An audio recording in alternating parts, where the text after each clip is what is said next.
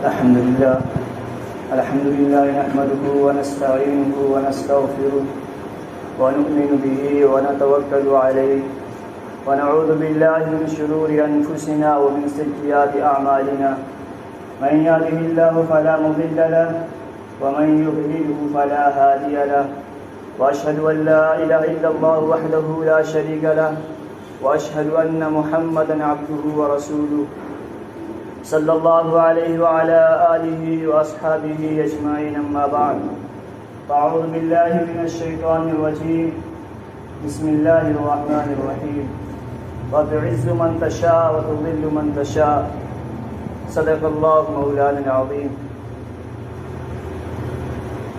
میرے محترم بزرگوں اور دوستوں اور عزیز ساتھیوں، عزت اور ذلت کا جہاں تک تعلق ہے، اس سے یہ بات سمجھ میں آتی ہے کہ ہر عقل مند دانا وہ یہی سمجھتا ہے کہ دنیا میں وہ باعزت رہے، باسلامت رہے، چھوٹے بڑے تمام اس کی عزت کریں، احترام کریں، اعزاز کریں، اور ذلت اس کے قریب تر نہ آئے، اس کے قریب بھی نہ آئے، کیونکہ ذلت بہت بری چیز ہے. کوئی بھی انسان اس کو پسند نہیں کرتا، چاہے وہ چھوٹا ہو، بڑا ہو، امیر ہو، غریب ہو، ادنا ہو، اعلیٰ ہو، کوئی اس کو پسند نہیں کرتا. سب عزت چاہتے ہیں، عزت کے لیے مارے مارے پھرتے ہیں.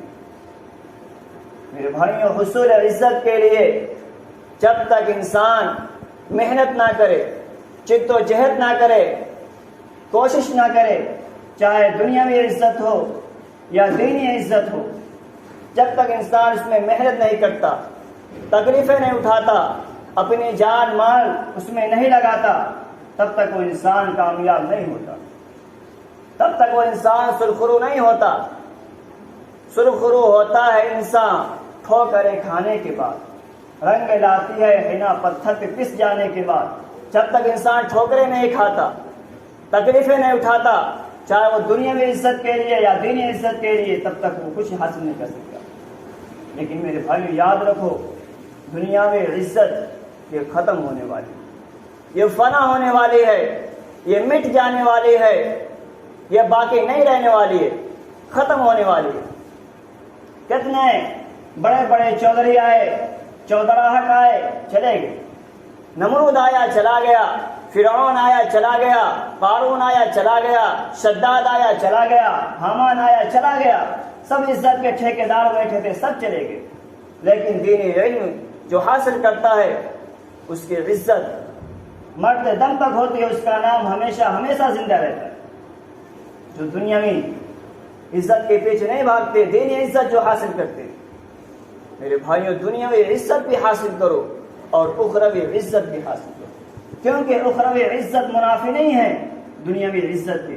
اگر کسی کو اللہ تبارک و تعالیٰ نے دنیا میں بھی عزت دینا چاہے، اس کو سرفراز کرنا چاہے، چاہے اس کو منتری بنا دے، چاہے وزیر اعظم بنا دے، چاہے پی ایم بنا دے، سی ایم بنا دے، چاہے منتری بنا دے، پردھان بنا دے، بی ڈی سی بنا دے، جو بھی بنا دے، اس پر اللہ کا شکر ادا کرنا چاہیے، اللہ کا شکر ادا کرنا چاہیے اس پر. اگر اس نے اس عہدے کو پا کر بھی اللہ کی نافرمانیاں کی، اللہ کے حکموں کو توڑا. آج ایک چھوٹا سا جو گاؤں ہے، اس گاؤں میں اگر ہمارے گاؤں میں پردھانی کا ووٹ ہوتا ہے یا بی ڈی سی کا ووٹ ہوتا ہے، تو ہم کتنی نمازیں چھوڑ دیتے ہیں، روزے رہتے ہیں تو روزے بھی چھوڑ دیتے ہیں، ایک چھوٹے سے عہدے کے چکر میں ہم اللہ کے حکموں کو توڑ دیتے ہیں. میرے بھائیو، اگر ہم نے اللہ کے حکموں کو توڑ دیا، اس دنیا میں عزت کے چکر میں، لوگوں کے سامنے عزت پانے میں، بظاہر ہم لوگوں کے سامنے تو عزت دار کہلائیں گے، پردھان کہلائیں گے، بی ڈی سی کہلائیں گے، مکھ منتری تو کہلائیں گے، لیکن اللہ کے نزدیک تم ذلیل ہو جاؤ گے، خوار ہو جاؤ گے، تمہاری کوئی حیثیت نہیں رہے گی.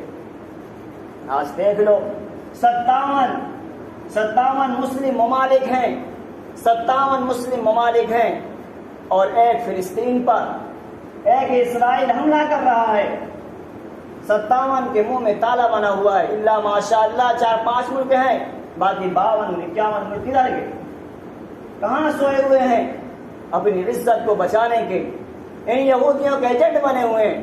خدا کی قسم جب مسلمانوں کا ناحق خون بہتا ہے تو پھر اللہ کا غضب نازل ہوتا ہے۔ میرے نبی کی وہ حدیثیں سنو، میرے نبی نے کعبہ کو خطاب کر کے فرمایا کہ اے کعبہ تم میرے نزدیک بہت اعجاز والا ہے، بہت احترام والا ہے، بہت عزت والا ہے، لیکن یاد رکھ ایک مسلمان کی خون کی عزت اس تیرے مرتبے سے زیادہ بلند نہیں ہے۔ اور سینکڑوں مسلمانوں کے خون روزانہ بہائے جاتے ہیں پانی کی طرح، اور جانوروں کے خون کی قیمت ہے، مسلمانوں کے خون کی کوئی قیمت نہیں۔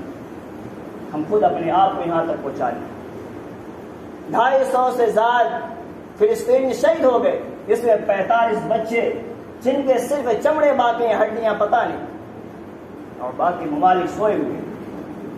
یہ اسرائیل جس کی تعداد 80 لاکھ ہے، 80 لاکھ، اور 57 ممالک جس میں مسلمانوں کی آبادی کروڑوں اربوں ہے، ایک یہودی کو سنبھال نہیں پا رہے۔ کیوں؟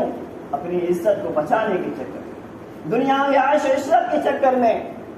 سعودیہ عرب جو مسلمان جس کا وہاں دل لگا رہتا ہے، جو مسلم کا سب سے بڑا ملک مانا جاتا ہے، وہ خاموش ہے، وہ عیاش ہو گیا، مکار ہو گیا ہے۔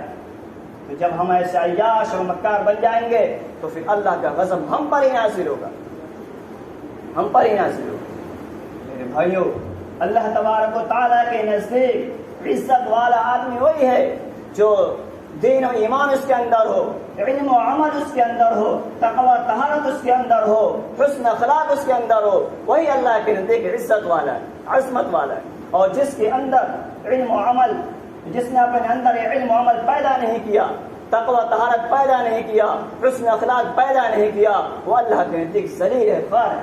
ٹھیک ہے، اللہ تبارک و تعالیٰ نے قرآن کریم میں صاف فرما دیا واللہ ولی المؤمنین، کہ مومن ہی اللہ کے دوست ہیں، مومن ہی اللہ کے دوست ہیں۔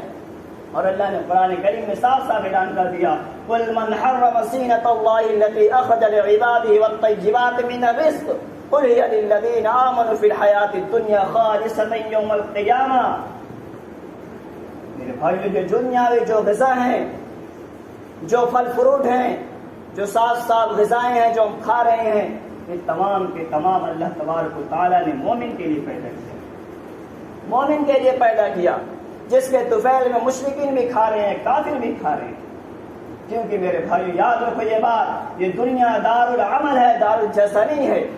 یہاں کھوٹے اور اچھے کو ہم نہیں دیکھ سکتے، جس کا بدلہ جس دن ہوگا جب دار الجزا قائم ہوگا، قیامت قائم ہوگی، وہاں دیکھا جائے گا کون اچھا ہے کون کھوٹا ہے۔ اس کے طفیل ہمارے طفیل میں تو مل رہا ان لوگوں کو، لیکن مسلمان اپنی حیثیت بھول گیا۔ جس کے لیے اللہ نے دنیا کو بنایا وہی دنیا کے پیچھے بھاگ رہا ہے۔ اپنے حکمرانوں کو دیکھ کر آنکھیں نم ہو جاتی ہے کہ جس کے لیے اللہ نے تمہیں پیدا کیا تھا، دنیا تمہارے لیے بنائی تھی، تم دنیا کے پیچھے کیوں بھاگ رہے ہو؟ کیوں تم رزق کی تلاش میں بھاگ رہے ہو؟ کیوں تم مال و دولت کے پیچھے دوڑ رہے ہو؟ میرے بھائیوں، اللہ نے جتنا رزق لکھ دیا ہے، جب تک تم اس کو پورا نہیں کر پاؤ گے تب تک تمہاری موت نہیں آ سکتی۔ تم نہیں مر سکتے جب تک تمہارا رزق نہیں ملے گا۔ جتنا رزق تم کو لکھ دیا گیا وہ رزق تمہیں ملے گا۔ جتنی عزت اللہ نے لکھ دیا اتنی عزت ملے گی، جتنی بلندی اللہ نے لکھ دی اتنی بلندی ملے گی۔ تو پھر تم کیوں بھاگتے؟ ایمان مضبوط نہیں ہے مسلمانوں کا، دو طرفہ ہے ایمان ہمارا، کبھی ادھر لڑتا ہے کبھی ادھر لڑتا ہے، بیچ میں نہیں رہتا۔ میرے بھائیوں، جو علم جو حاصل کرتا ہے اس کا نام ہمیشہ ہمیشہ زندہ رہتا ہے، اور جو دنیا حاصل نہیں کرتا ویسے رہ جاتا ہے۔ تاریخ کو پڑھو، تاریخ کا مطالعہ تو کرو۔ عمر بن عبد العزیز رحمت اللہ علیہ، جس نے 3 بر اعظم پر حکومت کی، جس نے اللہ کا جھنڈا پوری دنیا میں لہرایا اور بتا دیا ان حکمرانوں کو جو آج مسلمان کو حکمران ہیں بیٹھے ہوئے ہیں، ان کو بتا دیا کہ حکومت کیسے کی جاتی ہے، بادشاہت کیسے کی جاتی ہے، ان کو بتایا۔ تاریخ کا مطالعہ تو کرو۔ عید کا دن آیا، بچے ماں کے پاس آئے اور کہا کہ اماں جان، ابا جان سے کہو کہ عید کے دن آ گئے، کپڑے لے کر دے دیں۔ چلے جاتے ہیں، پھر عمر بن عبد العزیز آتے ہیں گھر میں، تو ان کی بیوی کہتی ہے، جن کا نام فاطمہ تھا، کہتی ہے کہ بچے آئے تھے عید کے لیے کپڑا مانگ رہے تھے۔ تو عمر بن عبدالعزیز کہتے ہیں کہ میرے پاس تو اتنے پیسے نہیں کہ میں ان کے لیے کپڑا بنوا کے دے دوں، اتنے پیسے نہیں میرے پاس کہ کپڑا بنوا دوں۔ خلیفہ وقت 3 بر اعظم پر حکومت کرنے والا اپنے بچوں کے لیے کہہ رہا ہے کہ میں کپڑے نہیں بنا سکتا، میرے پاس پیسے نہیں۔ اپنی بیوی کے جو زیورات تھے، جو ان کی مال تھی، سب کو بیت المال میں جمع کرا دیا اور تنخواہ پہ آ گئے تھے عمر بن عبدالعزیز۔ اور ان کی بیوی جو ملکہ تھی، جو 3 بر اعظم کی رانی تھی، وہ دوسروں کے گھر کام کر کے اپنے گھر کا خرچ چلاتی تھی، دوسروں کے گھر کام کر کے اپنے گھر کا خرچ چلاتی تھی۔ عمر بن عبدالعزیز نے کہا میں کپڑے نہیں بنوا پاؤں گی۔ پھر بیوی نے کہا کہ بیت المال سے 1 مہینے کی تنخواہ ایڈوانس لے لیں تاکہ بچوں کے کپڑے بن جائیں اور جو گھر کا خرچہ ہوگا میں مزدوری کر کے گھر کا خرچہ چلا لوں گی۔ عمر بن عبدالعزیز جاتے ہیں بیت المال کے خادم کے پاس اور کہتے ہیں، خزانچی سے کہتے ہیں کہ مجھے 1 مہینے کی تنخواہ ایڈوانس دے دیں اور اگلے مہینے کاٹ لیں۔ تو میرے بھائیوں، جس طرح جو آدمی رہتا ہے ویسا ہی اس کا اثر پڑتا ہے۔ جو آدمی نیک ہوتا ہے اس کے ساتھ رہنے والا انسان بھی نیک ہوتا ہے، جو انسان برا ہوتا ہے اس کے ساتھ رہنے والا انسان بھی برا ہوتا ہے۔ عمر بن عبدالعزیز کا وہ خادم و نوکر کہتا ہے کہ امیر المومنین آپ مجھے لکھ کر دے دیں کہ آپ 1 مہینے تک زندہ رہیں گے تو میں آپ کو ابھی بیت المال سے 1 مہینے کی تنخواہ ایڈوانس بھی دیتا ہوں۔ عمر بن عبدالعزیز کے سر جھک گئے اور آئے بیوی کے پاس اور کہا کہ میں کپڑے نہیں بنوا سکتا، بچوں سے کہہ دو کہ پرانا لباس پہن لیں، میں نہیں بنوا کے دے سکتا۔ جب عید کا دن آتا ہے تو بنو امیہ کے خاندان ملنے آتے ہیں امیر المومنین سے، اچھا لباس، اعلیٰ لباس، اور امیر المومنین کے بچے وہی پرانا لباس پہن کر جب ملنے آتے ہیں تو بچے سے کہتے ہیں کہ بیٹے تم کو تو غلا ہوگا کہ تمہارا باپ نیا کپڑا بنا کر نہیں دیا۔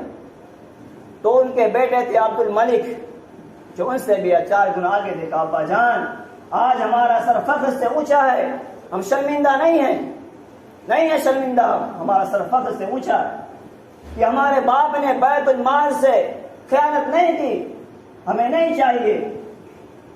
تو میرے بھائی اپنے بزرگوں کی، اپنے بڑے بڑے لوگوں کی تاریخ تو پڑھو، صرف گانے نہ سنتے رہنا، صرف ڈرامے نہ دیکھنا، تاریخ تو پڑھو۔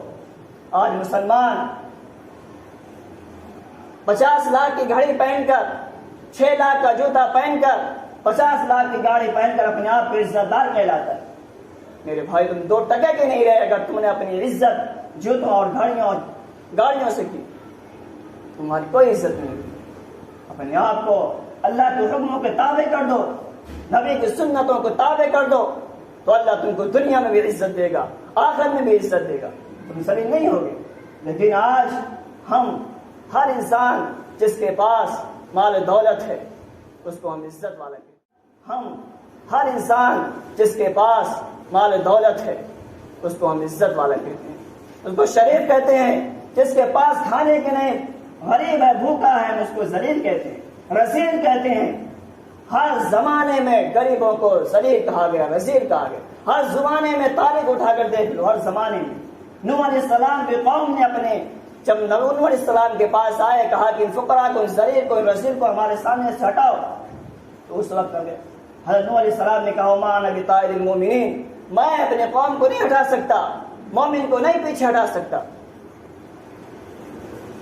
یہی واقعہ نبی پاک صلی اللہ علیہ وسلم پر بھی پیش آیا کہ قریش کے سردار عتبہ شیبہ نبی پاک صلی اللہ علیہ وسلم کے پاس، نبی پاک صلی اللہ علیہ وسلم چچا کے پاس آئے اور کہا کہ آپ محمد سے کہہ دیجئے کہ جب ہم آئیں، یعنی قریش کے سردار جب آئیں تو جو غریب یہ صحابہ ہیں ان کو ہٹا دیا کرے۔ تو نبی پاک صلی اللہ علیہ وسلم دین کے معاملے میں، اسلام کے معاملے میں بہت حریص تھے۔ آپ چاہتے تھے کہ پوری دنیا مسلمان ہو جائے، اس لیے آپ ان غریب فقراء صحابہ کو پیچھے کر دیا۔ اور حضرت عمر رضی اللہ تعالیٰ کا بھی یہی رائے تھی تو پیچھے کر دیا جائے اور سردار کو تبلیغ کی جائے، اگر وہ ایمان لے آئے تو اسلام اور تیز سے پھیلے گا۔ لیکن ابھی یہ کام چل رہا تھا کہ اللہ نے جبرائیل کو بھیجا اور کہا کہ وہ لوگ جو آپ کے سامنے آئے ہیں اللہ کی خوشنودی طلب کرتے ہیں، ان کو پیچھے نہ ہٹائیں۔ آپ کی ذمہ داری نہیں ان کو حساب دینا، نہ ان کی ذمہ داری ہے آپ پر حساب دینا۔ اگر ہم یہی آپ پر مؤخر کر دیتے کہ آپ ان کا حساب دینا پڑے گا تو ہم آپ ان کو حوالے کر دیتے، چاہے آپ سردار کو آگے کرتے چاہے غریب کو آگے کرتے. لیکن اگر آپ نے ایسا کیا تو پھر آپ ناانصافوں میں شمار کیے جاؤ گے. آپ ناانصافوں میں شمار کیے جاؤ گے. تو اللہ کے رسول صلی اللہ علیہ وسلم کھڑے ہوئے اور فقراء صحابہ کو گلے سے لگا لیا. میرے بھائیوں، تو اس لیے دنیا کی عزت یہ دھوکہ ہے. دنیا کی عزت دھوکہ ہے، ختم ہونے والی، فنا ہونے والی. دنیا کی عزت کے پیچھے نہ بھاگیں، مل کر رہیں، اتفاق پیدا کر کے رہیں، نہ کسی کی عزت کسی کو ذلیل نہ کریں. اگر تم عزت دار جو انسان وہ ہے، آپ نے دیکھا ہوگا درخت کو، جس درخت میں پھل آتا ہے وہ درخت جھک جاتا ہے. اگر جس انسان کے اندر تواضع و انکساری ہوگی وہ خود بخود جھک جائے گا. لوگ خود اس کی عزت کریں گے. جس پیڑ پر پھل ہوتا ہے لوگ اس پیڑ کی دیکھ بھال کرتے ہیں، اور جو آنا کرتا ہے، میں کرتا ہے، پھر اس کا حال اس بکری کی طرح ہو جاتا ہے کہ جب بکری کے گردن پہ چھری رکھتی ہے، جو میں کرتی ہے تو اس کے گردن پہ بھی چھری رکھی جاتی ہے. اس کی کھال بھی نوچی جاتی ہے اس بکری کی میں کی وجہ سے، اس کے بوٹے بھی کی جاتے، اس کی ہڈیاں بھی توڑی جاتی ہیں.